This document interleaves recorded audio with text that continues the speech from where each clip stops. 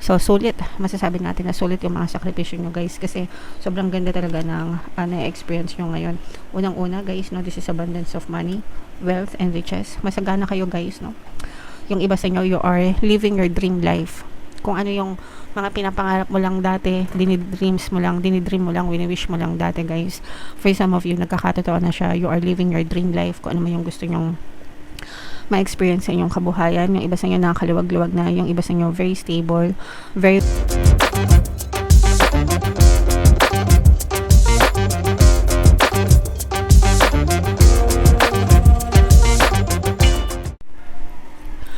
Hello guys, hello Pisces, welcome back to Pinay Pixie Tarot. Ang pamagat ng episode natin for tonight is full moon kapalaran para ngayong March to April para sa Pisces, Sun, Moon, Rising sign, and Venus. Yung ating full moon guys ngayong March ay sa March 3, tapos yung ating next na full moon naman ay sa April 1 guys. So ang reading na to ay para sa period na yan.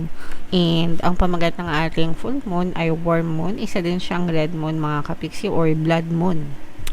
Tumapat siya ng total lunar eclipse guys, no? So mapapansin nyo na tila mala-orange yung buwan ngayong full moon mga kapiksi. So abangan na lang natin yan guys, okay?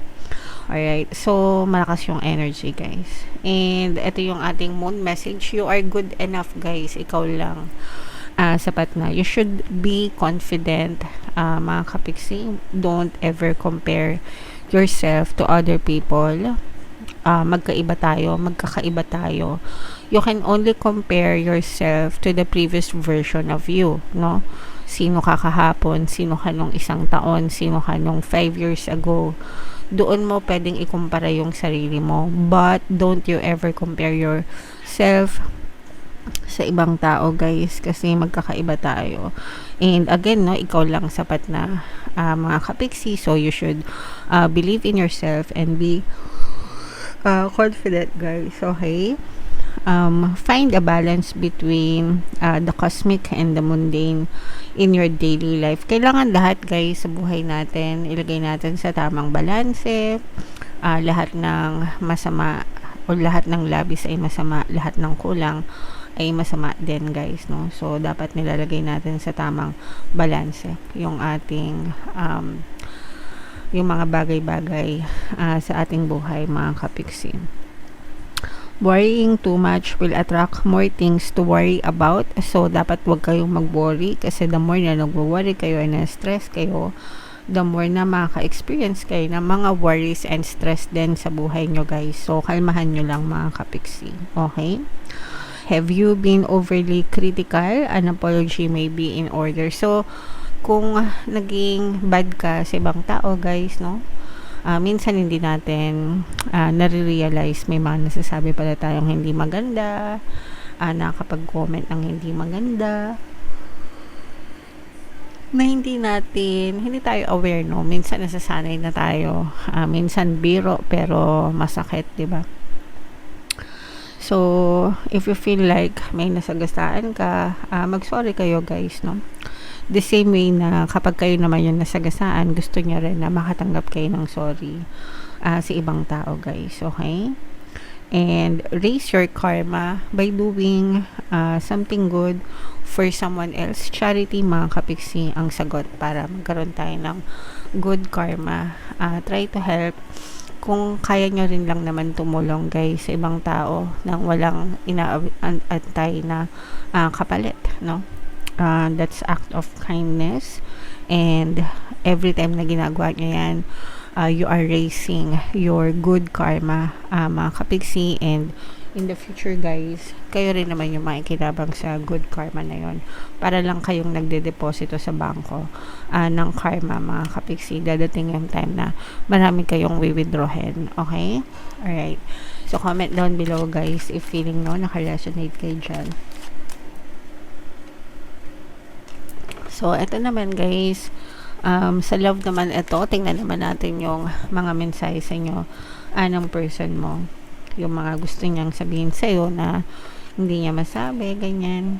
So, Ito guys, pwedeng hiwalay kayo ng person mo, or pwedeng LDR kayo, or pwedeng break na rin, or no contact mga kapiksi. I wish things could be different. Kumbaga para sa kanya, kung pwede niya lang baguhin yung mga ganap, no? Binago na niya mga kapiksi.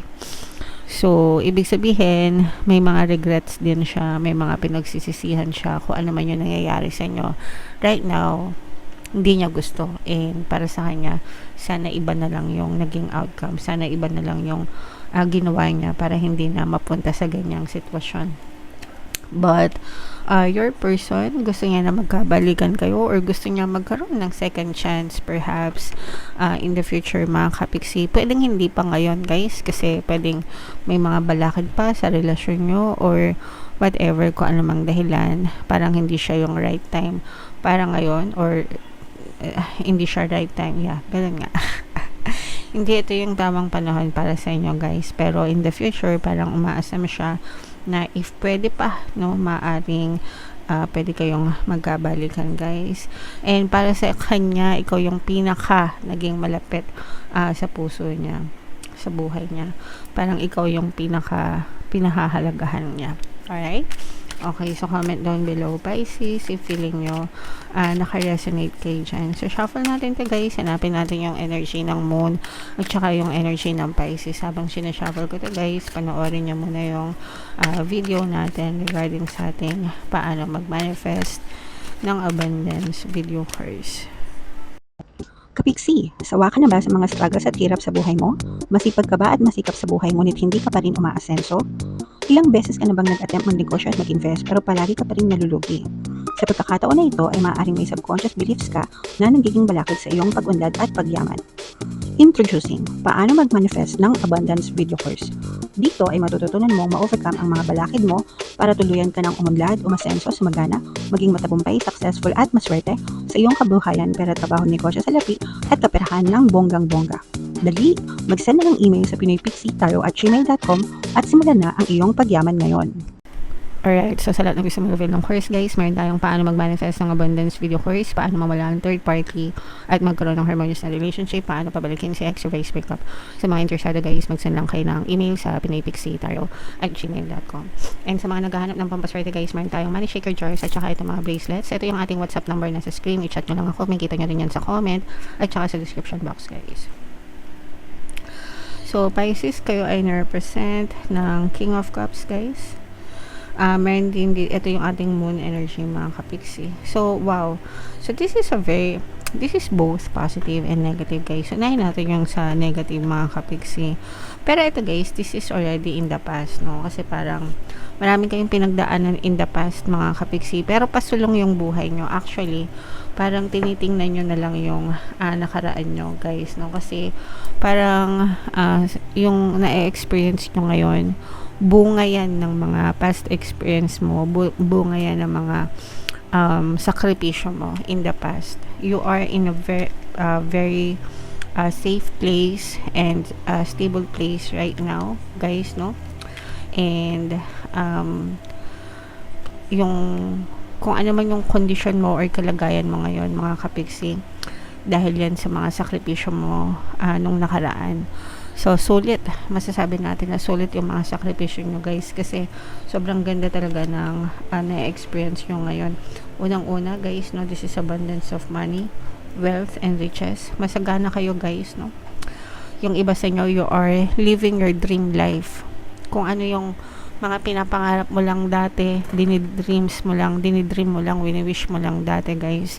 For some of you, nagkakatotoo na siya. You are living your dream life. Kung ano man yung gusto nyong ma-experience sa inyong kabuhayan. Yung iba sa inyo nakakaluwag-luwag na, yung iba sa inyo very stable, very financially secure, may mga trabaho kayo, may mga sources of income kayo, yung iba sa inyo may mga negosyo, pero nararamdaman natin na maganda yung daloy ng kaperahan sa inyo. Mga kapiksi, hindi kayo masyadong namamroblema sa pera. And with this, ito yung manifestation card mga kapiksi, no? Ito yung booster, no? May mga bukod sa nananagana na kayo, bukod sa maganda na yung financial status nyo guys, maaaring may dumating pa na mga may naa-attract pa kayo ng mga bagong opportunities guys, pagdating pa rin sa pinagkakakitaan. So hindi nagsasara, no, hindi nagsasara yung pintuan ng oportunidad. The more na mas lalo pa kayong pinagpapala guys, no, mas lalo pang dumadami yung opportunities sa inyo dahil sa mga pagsisikap. Kumbaga parang hindi nyo tinitake for granted yung mga blessings nyo guys, no, kaya lalo pa siyang dumadami mga kapiksi. So parang nanganganak yung mga opportunities sa inyo guys, and dahil kumbaga marunong kayong kumilos, hindi nyo tinitake for granted yung mga opportunities, and nagiging potential income siya para sa inyo guys. Okay, so i-main-main nyo na yung kasaganaan na yan, yung dream life na yan, itong mga bagong opportunities na pagkakakitaan guys, i-main-main nyo na sa comment section. Sobrang ganda ng money energy. Ayan guys, sobrang ganda talaga ng money energy nyo. Yung iba sa nyo guys, napapaiikot nyo, no, parang meron kayo, magaling kayong mag-budget, magaling kayong magpaikot ng pera, magaling kayong magpatubo, no, napapatubo nyo. Ayan no guys, napapatubo nyo, napapalago nyo mga kapiksi. And hindi to this is not an overnight success. Ito yung kapalit ng mga struggles nyo. Sabi ko nga sa inyo guys, sulit yung mga sakripisyo nyo mga kapiksi, no. Marami kayong mga tinik sa dibdib, mga tinik na dinaanan, bubog na dinaanan. Marami kayong sakripisyo para kayong dumaan sa butas ng karayom guys, but everything is paying off, no. Kumbaga lahat ng sakripisyo nyo, binabalik sa inyo ni universe yung mga blessings na deserve nyo. So congrats sa inyo mga kapiksi. Alright, so yeah, magaan yung daloy ng pera, super blessed guys. At least yun yung nakita natin sa spread nyo, kaya sana naka-resonate kayo, and i-main-main nyo na yung mga blessings na yan sa comment section mga kapiksi. Ito yung ating 2026 kapalaran guys. Ito naman yung ating success stories ng paano mag-manifest ng abundance video course. Ito yung ating money shaker jar na video guys, panoorin nyo na. Thank you for liking, sharing, and subscribing mga kapiksi. See you next time. I love you all. Have a nice day. Bye bye.